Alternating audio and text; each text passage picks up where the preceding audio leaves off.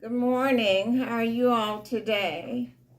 Thank you for visiting with us. Welcome to Bible class with Andre and Betty. We're having a beautiful day here in Shreveport, Louisiana. And again, thank you all, my new subscribers, and those of you who view with us. Thank you so much. We're continuing our lessons that we started last time from the book of Exodus. And our subject is Moses is born. And so this will be chapter 2 in the book of Exodus. We're looking at the fact that Moses would be the redeemer or the man used to get Israel out of Egypt. But that is coming in the later chapters. So this morning we're looking at Moses is born, and in chapter 2 of Exodus it says, "And there went out a man of the house of Levi, and took to wife a daughter of Levi." Now, when you get to chapter 6, verse 16 through 20, we'll find out that this son of Levi and his wife had other brothers. Levi had 3 sons, Gershom, Kohath, and Merari, which would become the priesthood, but he married his aunt because his wife was the daughter of Levi. And so, he married his sister. And in those days, the law had not been given, so therefore, as Abraham and Isaac married family people, so did Levi. And the tribe of Levi comes from Jacob's 3rd son, and his name was Levi. And so chapter 2 says, "And the woman conceived and bare a son." Now, in later chapters, you'll see that Aaron was born before Moses. He's 3 years older than Moses, but Pharaoh was not trying to kill children above 2 years old. It was 2 years old and under. And so Moses was born at this time, and the woman conceived and bare a son. And when she saw him that he was a goodly child, she hid him 3 months. And we'll see in the book of Hebrews chapter 11 that it was not just her, but in Hebrews 11, the parents hid him because they saw he was a proper child. Verse 3, "And when she could not longer hide him, she took for him an ark of bulrushes made of bulrushes or tall water plants. She made an ark out of those plants. And then she daubed it." Let's read from verse 3. "And when she could not longer hide him, she took for him an ark of bulrushes and daubed it with slime and with pitch or tar, and put the child therein in the basket or the ark. And she laid the ark, in the flags of the water plants by the river's brink." Verse 4, "And his sister stood afar off," and this sister is Miriam, "to know what would be done to him." Verse 5, "And the daughter of Pharaoh came down to wash herself at the river, and her maidens walked along by the riverside. And when she saw the ark among the flags of the weeds, she sent her maid to fetch it, or to get the ark.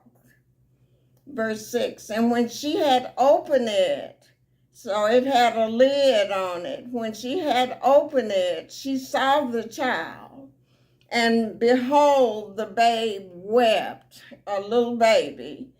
And she had compassion on him and said, this is one of the Hebrews' children. So she knew this baby was a Hebrew child, and she was an Egyptian. And so verse 7, then said his sister to Pharaoh's daughter, shall I go and call to thee a nurse of the Hebrew women, that she may nurse the child for thee? Verse 8, and Pharaoh's daughter said to her, go. And the maid went and called the child's mother. So Moses would be raised from a baby by his mother, and also the mother would get a salary for raising her own child. Verse 9, and Pharaoh's daughter said unto her, take this child away and nurse it for me, and I will give thee thy wages. And the woman took the child and nursed it. Verse 10, and the child grew, and she brought him unto Pharaoh's daughter, and he became her son, Pharaoh's daughter's son. And she, Pharaoh's daughter, called his name Moses. And she said, because I drew him out of the water. And the name Moses means drawn out.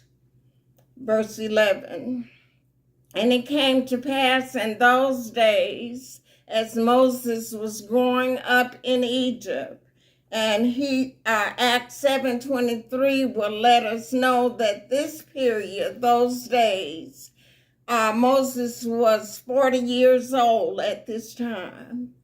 So it came to pass in those days when Moses was grown, that he went out unto his brethren and looked on their burdens. He saw the hard labor that they were under. And he spied an Egyptian smiting an Hebrew, one of his brethren. So even though he was in Egypt, he knew, because he was brought up by his mother at least until he was weaned. So he understood that he was a Hebrew. So he spied the Egyptian smiting a Hebrew, one of his brethren, verse 12. And he looked this way and that way to make sure nobody was seeing him.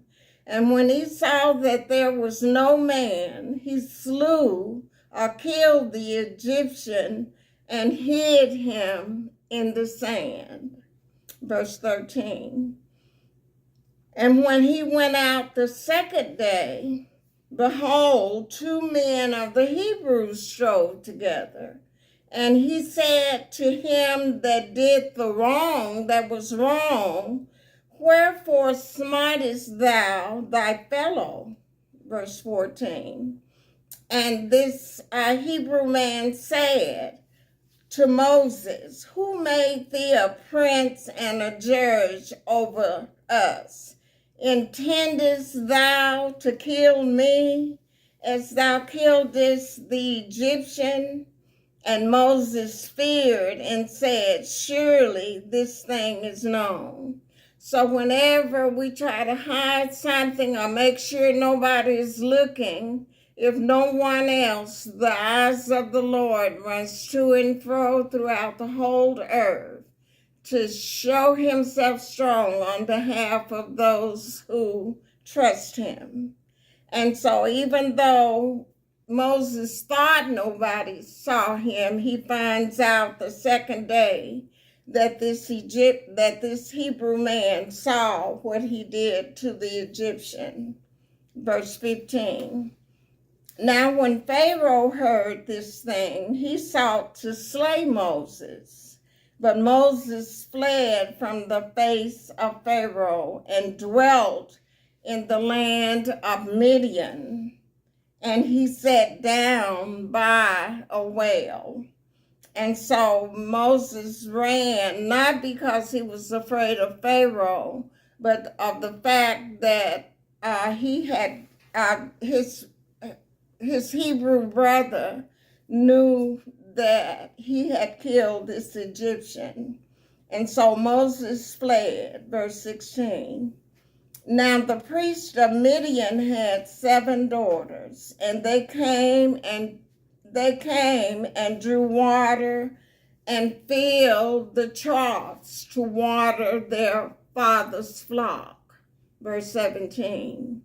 And the shepherds came, these are of Midian, came and drove them away. But Moses stood up and helped them and watered their flock. Verse 18. And when they came to Reuel, their father, he said, how is it that you are come so soon today? And so Reuel's priestly name is Jethro. This is his birth name, Reuel. So he asked him, how did you get back so quick? Verse 19. And they said, an Egyptian, they didn't know, they said, an Egyptian delivered us out of the hand of the shepherds, and also drew water enough for us and watered the flock. Jethro said, verse 20, and he said unto his daughters, and where is he? Why is it that you have left the man? Call him that he may eat bread. So this is how Moses is in Midian, and it will be in Midian that he's to see the burning bush from Mount Horeb, but that's in the next chapter, verse 21. And Moses was content to dwell with the man. And he gave Moses Zipporah, his daughter. So out of the 7 daughters, he gave Moses Zipporah for his wife. And this is a Gentile bride married to a Hebrew man. And this is simply to say that in the body of Christ is made up of Jew and Gentile, male and female. And so this is an early reference to the bride of Christ, verse 22. And she bare him a son, and he called his name Gershom. Now, in chapter 6, Gershon, with an N, Gershon, is one of the leaders of the priestly tribe, Gershon, Kohath, and Merari. And Amram, Moses' father, will be one of the sons of Kohath. And so she bare him a son and called his name Gershom with an M. For he said, I have been a stranger in a strange land. So the name Gershom means stranger. Verse 23. And it came to pass in process of time that the king of Egypt died. This is a Pharaoh that did not know Joseph and decided that the Hebrew people needed to be killed in Exodus chapter 1. So he died, and the children of Israel sighed by reason of the bondage. They were crying out, and they cried, and their cry came up unto God by reason of their bondage. So they were in hardship. And remember from Genesis that at this time, Egypt was the world empire over every other country that was inhabited in the world. But Israel is the only people crying out to God. And so God heard their cry. And so verse 24 says, and God heard their groaning. And God remembered his covenant with Abraham, with Isaac, and with Jacob. Now, when the Bible says God remembered, it's time God is getting ready to act on our behalf. And so God looked upon the children of Israel, and God had respect unto them, meaning that God regards the lowly and honors his covenant. So God, whoever of us are going through difficult and trying times, we can be assured that God is hearing our groaning and our pain. And so this is Moses coming into the world. And even though Moses doesn't know it, God had chosen him to be the Redeemer, or the one to get the children of Israel out of 400 years of hard bondage. So that's our lesson today, and we'll continue next time, and prayerfully we will enjoy going through the book of Exodus. Thank you.